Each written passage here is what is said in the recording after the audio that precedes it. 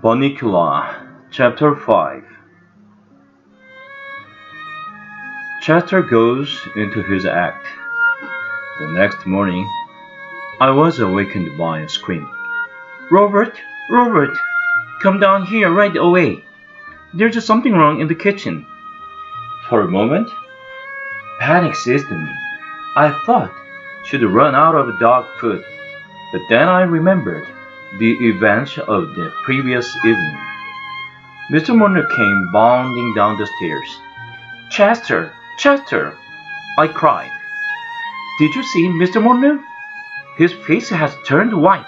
It's Bunnicula, isn't it? No, he said calmly. It's a shaving cream, you idiot. By now, the excitement in the kitchen was at full throttle. The table was covered with Bunnicula's handiwork. There were white beans, and white peas, and white squash, and white tomatoes, and white lettuce, and white zucchini. What can it mean, Robert?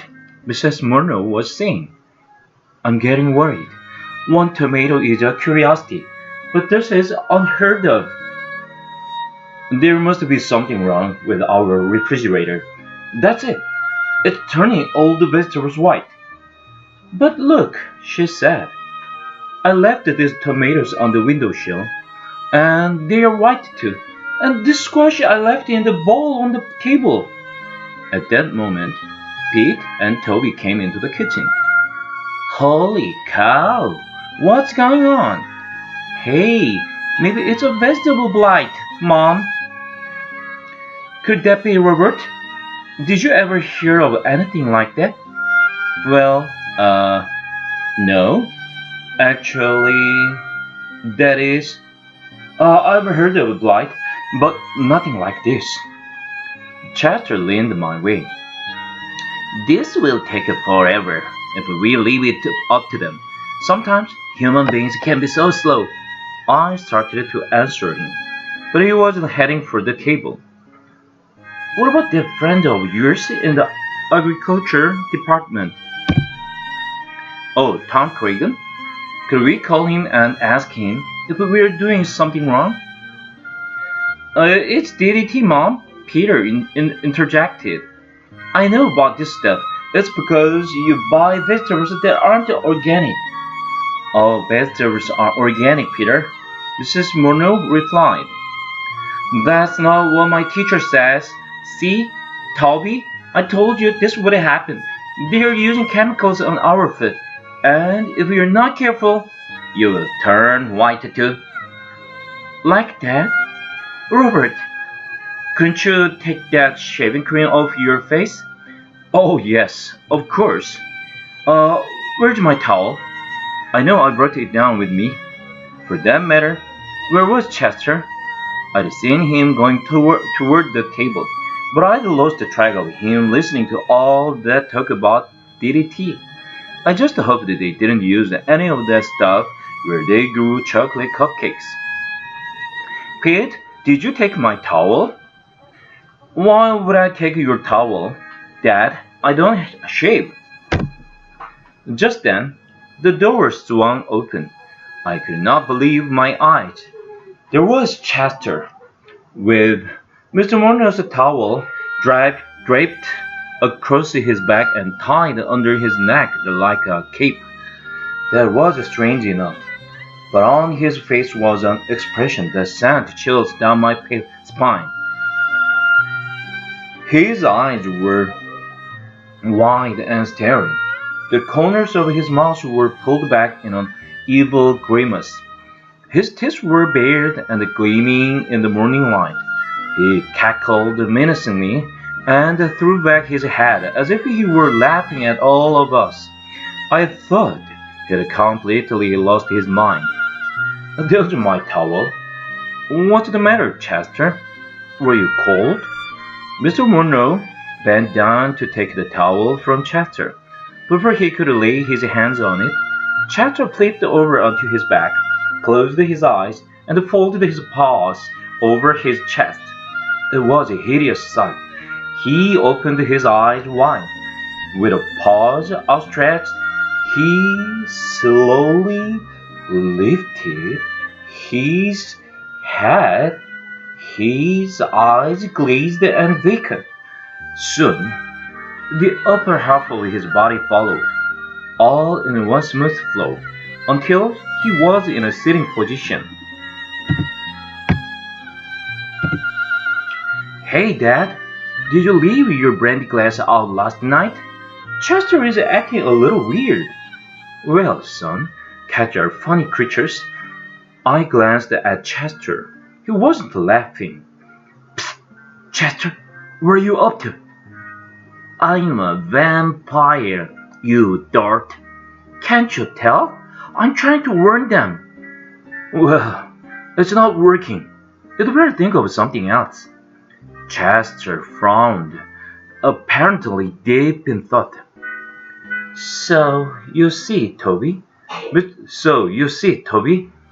Mr. Morgan was explaining.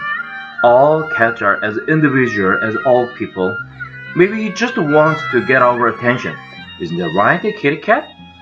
Ordinarily, Chester would have left the room upon being called a kitty cat, but he was lost in thought. Come on, Chester. Give me back my towel. Mr. Morgan moved toward Chester. Chester's eyes lit up.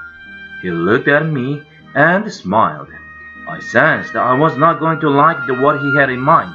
I was toying with the notion of slinking under the table when Chester fixed me with his eyes. How deep they were, like black pools. I felt myself floating, lost in them, my will no longer my own. I felt an inexplicable urge to murmur, Yes, master. When he walked slowly, steadily toward me, as he drew nearer, I found myself unable to move. He stopped before me, never taking his gaze from me, and lunged. Yoo-hoo! Mom, Chester bit Harold on the neck. Oh, that wasn't a real bite, was it, Chester? That was a love bite. Love bite. Isn't that cute? Love bite? My foot? That hurt. Chester, what's the matter with you? I sputtered. Do I look like a tomato? Oh, it doesn't matter anyway, Harold. They don't understand. How can human beings read the same books I do and still be so thick? Our conversation was interrupted. Mrs. Murnau picked Chester up and cuddled him. I was praying she would not add insult to injury by kissing his nose, which he hates more than anything. Poor Chester, do you need a little love? Do you know what I am going to do? You big ball of fuzz, you. Uh-oh. I could tell what was coming. I'm gonna kiss you on your little nose. Yep, I could tell that was coming. All right. Chester knew better than to resist. He went limp in Mrs. Murnau's arms. Mr. Murnau took his towel off Chester. I still don't know why he's wearing my towel, he said. I think he must be cold, dear. Here's your towel. Why don't you get his kitty sweater? Chester looked ill, and he can wear that all day. As Chester was being buttoned into his bright yellow sweater, with the little purple mice and cowboy hats all over it, Mr. Murnau said, What about those vegetables? Shall I speak to Tom Cragen? Yes, dear. Mrs. Murnau said, Why don't you?